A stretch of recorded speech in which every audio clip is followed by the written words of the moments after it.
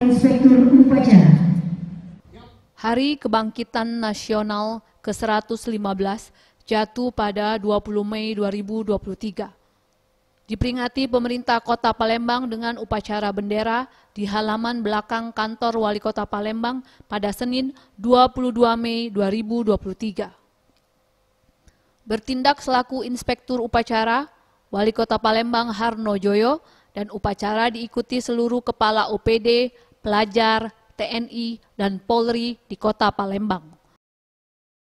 Dalam upacara ini, Wali Kota Palembang Harno Joyo menyampaikan pidato sambutan Menteri Komunikasi dan Informatika RI dalam memperingati Hari Kebangkitan Nasional ke-115.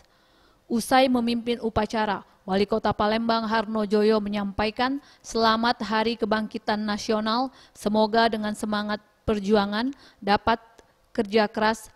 Ucapkan selamat Hari Kebangkitan Nasional yang ke-115 tahun ini.